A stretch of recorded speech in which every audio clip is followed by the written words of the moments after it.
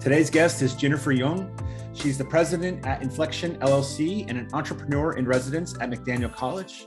She's also the founder of Covalent Spirits, TasteBuds events, and Whiskey Labs, all three of which sound really interesting. And we'll talk a little bit about that at the end. But thank you for joining me today, Jennifer. Thank you for having me, Jeremy. So for those who don't know you or haven't had a chance to talk with you, share a bit about your background, where you're from, who you are, and what you do. Okay. Well, I am, let's see.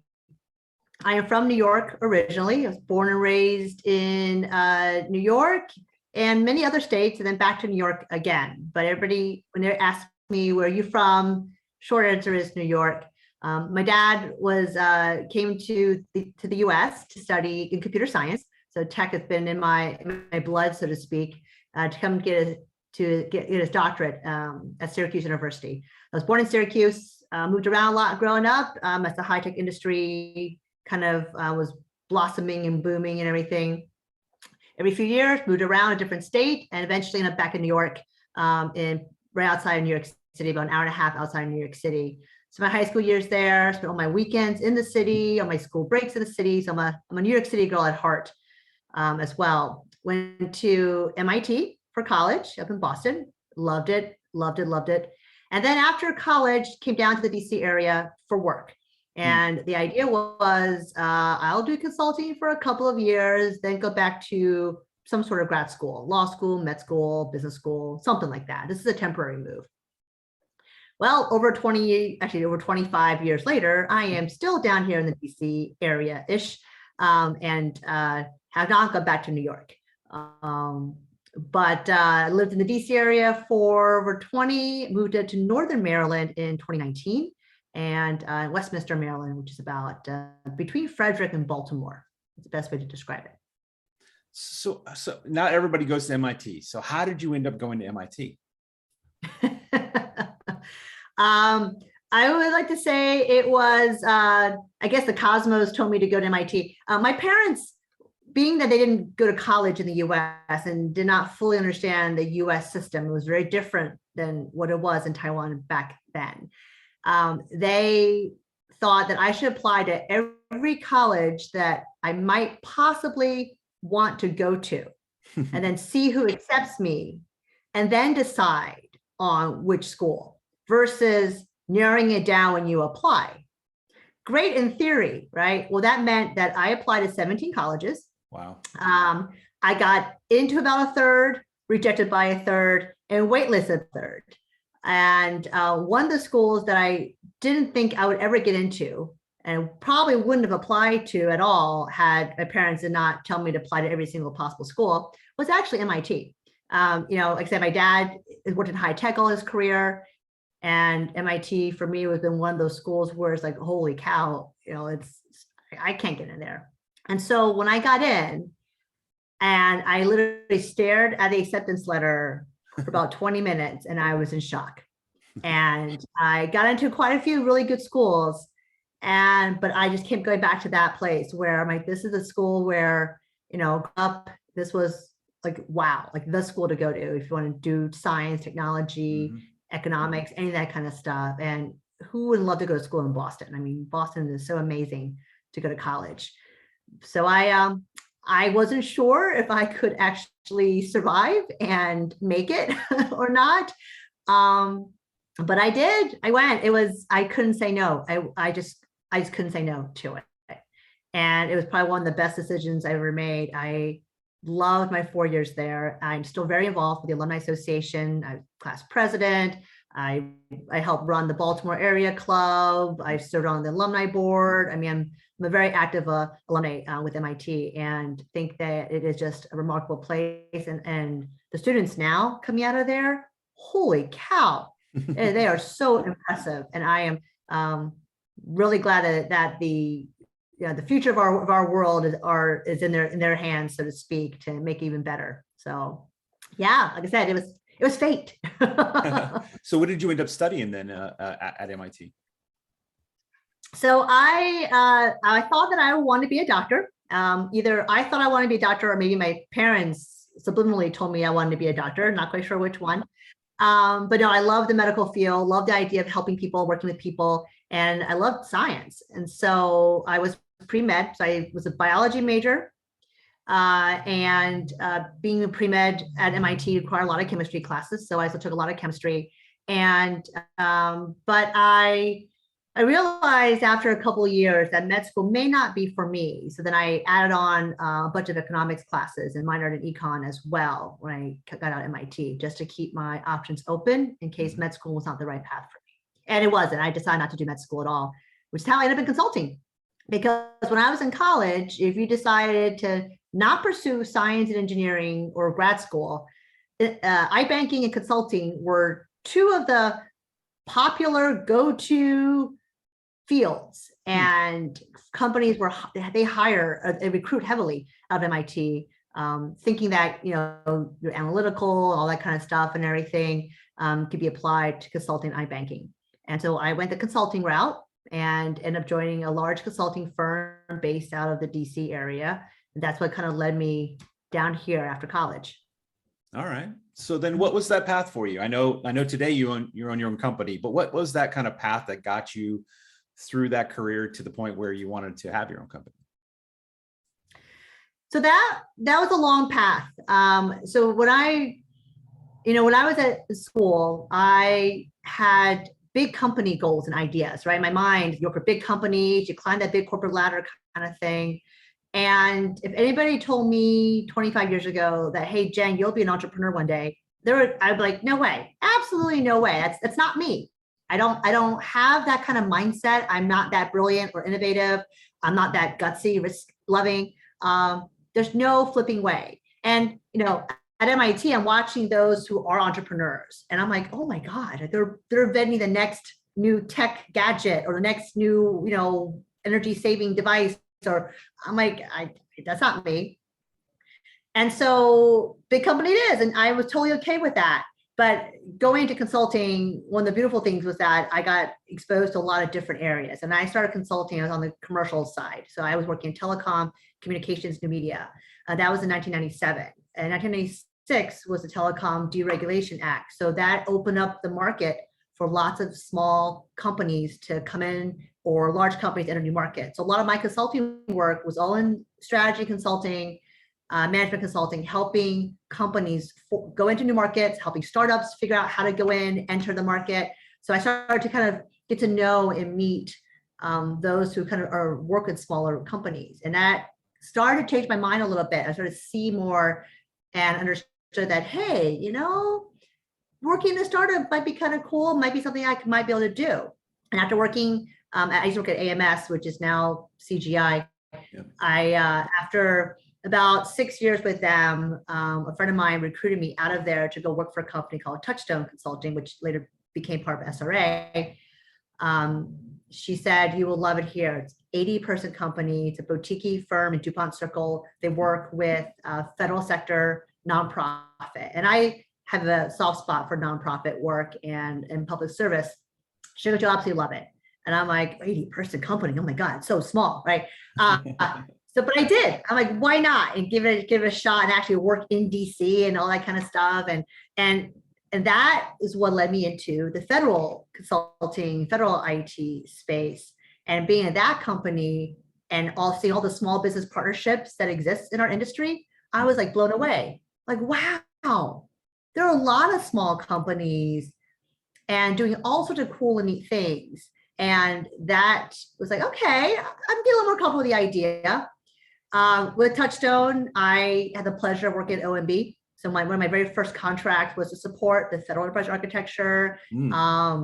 Yes, we worked under, I went under Karen Evans and Mark Foreman and then Karen Evans to kind of do a lot of the capital planning policy work, architecture work, and it was really kind of neat. And did that for a couple of years.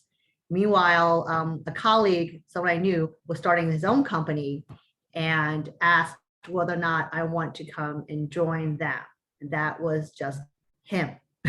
And so I was like, oh my gosh, this is truly a startup. Should I do it? Should I do it? Should I do it? And like I said, I'm very risk averse. But then everybody kept telling me, look, there's a contract in place, you'll get paid. Right. Worst case scenario, trust your resume, that you can get another job afterwards. And one of my mentors told me that. He goes, you know what, Jen, if you hate it or if it falls apart in 6 months, we'll hire you back to AMS in a heartbeat. And I'm like, okay. And that really kind of blew up in my world on doing your own thing. And I was at BRMI for 11 years, almost 11 years, and really helped them kind of grow to an amazing company. But I got burnt out. So in 2016, I made a very hard decision to kind of leave and take a step back and recharge a bit. And so one way to do that was to start my own company. And I did. Yeah. And so was there anything uniquely difficult you found starting your own company, or was it very similar to the startup work you did? It was similar. I mean, I think the one difference is the mindset, right? Because when I joined BRMI, it was all about let's grow and get the next contract, and let's just kind of shake the world up a little bit. When I pivoted out, it was kind of the opposite, right? I needed something to kind of give me a different balance in my life. And by going on my own, I actually only worked part-time. I went on my own and decided to work half-time, make enough to pay the bills, but then travel and enjoy life, have my summers back a little bit, and kind of reevaluate what I really want to do, which might be growing another consulting firm and doing my own and everything, or it might mean something else. So the transition wasn't too difficult. My friends in the industry were awesome. They encouraged me to go for it. They all told me, they go, don't worry about it. You'll find a contract. We'll help you out, kind of thing. You won't starve, So that I was a little scared, when I joined BRMI, I was a little bit scared and nervous about the financial risk and will we make it or not. Going my own completely, I was also a little scared, but not as averse as I would have been a few years, maybe a decade or two beforehand. So I think each of my step, I've gotten less scared. Some people are a type that will just jump off the high dive and go into the water and they don't think twice about it. Now I'm like, dip my toe in the shallow end, make sure it's okay. Then maybe slide my way into the pool and maybe it's okay. And then actually jump in. I'm a slower progression when it comes to risk. But it was a great decision. It was the right decision for me at the time.